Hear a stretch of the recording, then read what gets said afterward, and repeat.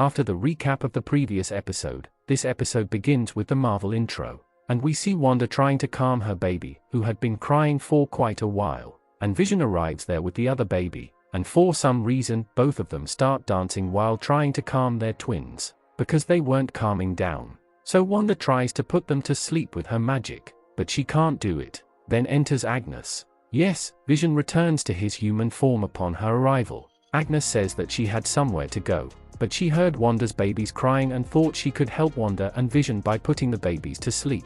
But Vision, flustered as a father, tells her to forget it. And then the theme gets a bit scary and Agnes gets confused about what she should do now, because subconsciously, her mind also has this fear that she is in Wanda's reality, and if she makes a mistake, anything bad could happen to her. But Wanda says, no Agnes, you handle the babies. I don't have any problem.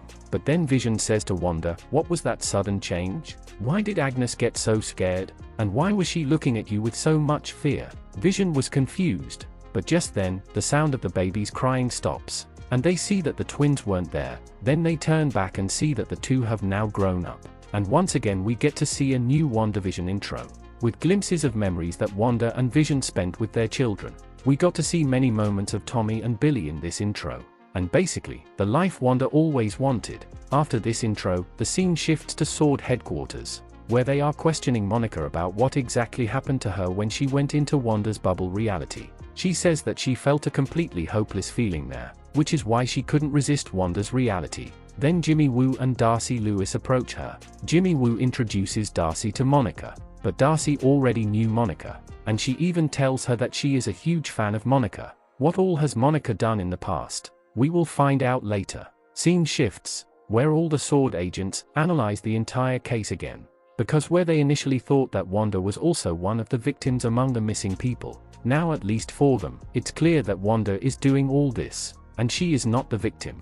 Well, funny thing. Here he asks Jimmy what Wanda's funny nickname is, which you also know, that in the MCU so far she doesn't have a superhero name. And until now, in the MCU, she is only known by the name Wanda, not Scarlet Witch, just Wanda. And after the entire analysis, Hayward labels Wanda as a terrorist, but Monica explains to him that Wanda doesn't have any political agenda behind this, and if she wanted, she could have made thousands of other people a part of it, but she has kept some limits. Maybe there are still some things in this case that we don't know about. Cutting her off, director Hayward shows her that some time ago, Wanda broke into Sword headquarters and took Vision's body. I have done a detailed breakdown of this and several other scenes in this video. You can check them out too. So after this, we find out that Wanda did this 9 days ago, where she broke into the Sword facility, stole Vision's body, and resurrected him, which is not only against the Sokovia Accords, but also against Vision's living will. And basically, here Wanda is using him as a weapon. If we look at the present scenario, because Vision doesn't have memories of the past, that he had died. That's why Darcy also says, what will happen when Vision finds out the truth behind all this? Scene shifts and we are shown Wanda's reality again, where Tommy and Billy have brought a dog into the house, and have hidden it from Wanda by putting it in the kitchen sink to clean it. They ask Wanda if they can keep it, but Wanda explains to them that taking care of a living creature is a very big responsibility. Well, who would know this better than her? She herself has kept thousands of people in her reality. Well, it was clear here that Wanda also wanted to keep that dog. Then Vision enters, and he was in quite formal clothes, so Wanda asks, why are you in such formal clothes? He says, I thought maybe someone is coming. Just then, Agnes arrives there, with a doghouse, and Vision gets doubtful again about how she always shows up with the stuff they need. Maybe Vision's old neighbors were also just the type to borrow sugar and tea. But jokes aside, from this scene itself, I also realized that Wanda has been using Agnes as a delivery lady from the start. Whenever she needs anything, she calls Agnes, which we have been seeing since episode 1, because now we know that whatever happens here happens only by Wanda's will. Wanda calls Agnes. Kids seen it was a really weird scene. Agnes isn't shocked at all seeing this, because obviously she's under Wanda's mind control. And then the scene shifts, and we are shown the Sword base again, where Monica and Darcy were planning to safely enter the bubble reality, and Darcy had even given that reality a name, which is Hex. By the way, in the comics, Wanda's magic is also considered as Hex magic, but here, Darcy gave it this name because of the city's hexagonal shape. Well, I will also consider this reality as hex from now on, so Darcy tells Monica here that even if we safely enter the hex, our memory might get wiped. I can't promise it won't. Well, then Jimmy asks about those twins, are they some hallucination or illusion? But she says that although everything there seems like a TV show, whatever is happening there is all real. And these are Wanda's children too, which means Wanda is using an insane amount of power here. Then the discussion at the final battle in Endgame also comes up, that if Thanos hadn't called for the rain fire, Wanda alone would have killed him, as no other Avenger could. Then Jimmy takes Captain Marvel's name, that she also gave Thanos a fight. And hearing Captain Marvel's name, Monica freezes right there, and says that we are not talking about Captain Marvel here, just talk about Wanda. So regarding the red drone helicopter picture, Monica goes to the lab present at that base, where she shoots at her Westview clothes, but the clothes are unaffected. And from this, they conclude that Wanda isn't creating things from scratch inside, but is recreating reality, and is changing the form of existing things, as she did with Monica's clothes, because when she went in, she was wearing a bulletproof vest, which turned into these clothes when she entered, but its material remained the same, which is why these clothes have also become bulletproof. Well, I had already answered this thing in a video, where I explained that Wanda doesn't have the Reality Stone's powers, which is why she can't create things out of thin air. She can only change their form. Sometimes I feel like I am God, so here, Monica plans to send something into the hex that Wanda won't feel the need to change, meaning something from the same time period that is currently happening inside the hex at that time. Then the scene shifts, and we are shown Vision's office, where the technology to receive emails has now arrived. Then an email from Sword arrives, which everyone present there reads together, which the people there find quite funny, and Vision gets confused again about what Sword is, and what this email means. Then Vision touches that man's forehead and his memory returns, and he starts asking Vision, how long have I been here? Where is my phone? I need to call my sister. Norm tells Vision that this is all fake. Please stop him. Then he touches his head again, and Norm returns to his normal behavior. Vision, completely confused, leaves from there, and the next scene shows Wanda and Vision's house, where Billy is training their new dog Sparky. Then they both want to go to Vision, but Wanda tells them that he has gone to the office. But since it was Saturday morning, they say, Mom, today is Dad's holiday. So Wanda says it was Saturday. Now it's Monday. That's why he went to the office.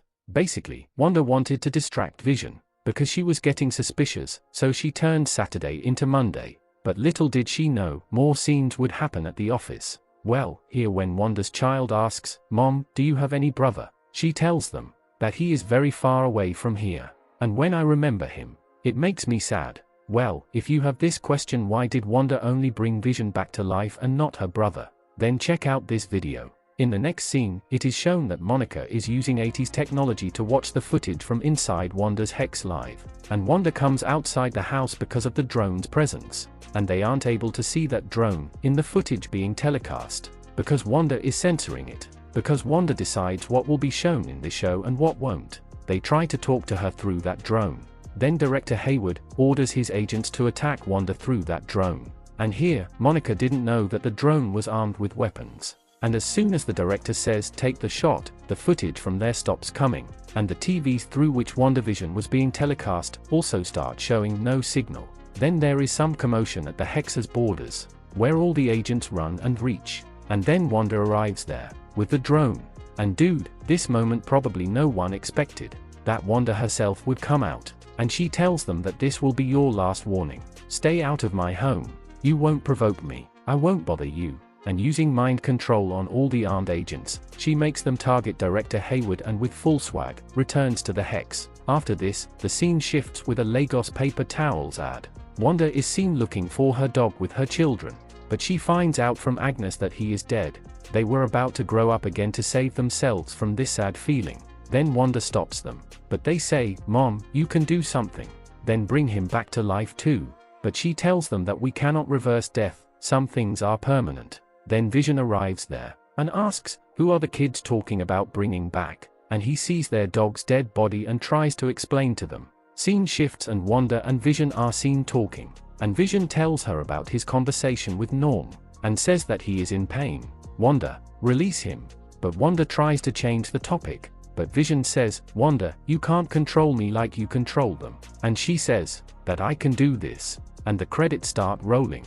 But this time, Wanda cannot control Vision. And the credits disappear in the middle, and Vision says, Norm and all the other people have families, Wanda. But Wanda says, I don't know what you are trying to say. And after this, he says, don't lie to me, Wanda. And he starts flying, and Wanda was also ready. And she says, all this is for us, Vision. And let me handle this. And when he says he wants to go outside and asks what is outside Westview, she flatly refuses to tell him anything. And Vision says, I don't know anything about my life. I don't remember anything before Westview. She says, you are my husband.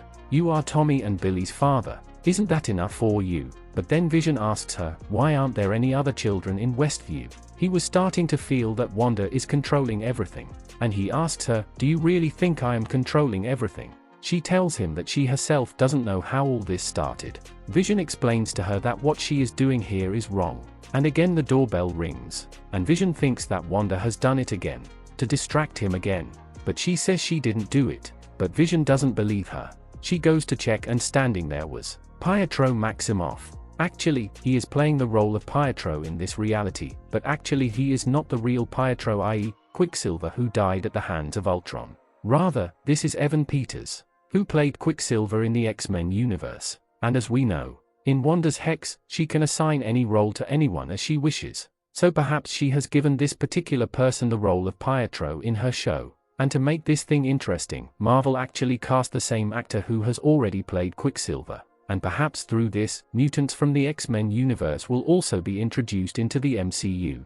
Basically, within the show, it's like she has recast Pietro. Now I have tried to explain this quite clearly. Whether you understood this thing or not, please let me know once in the comments. Well, here even Wanda didn't believe that Pietro had returned. So maybe someone else is doing this. And whoever is doing this, possibly Mephisto. He might appear as the villain later in this show. Pietro asks her about Vision, and with this, the episode ends. How did you like this episode? And after watching this, what other questions came to your mind that I haven't talked about? Be sure to mention them in the comments below.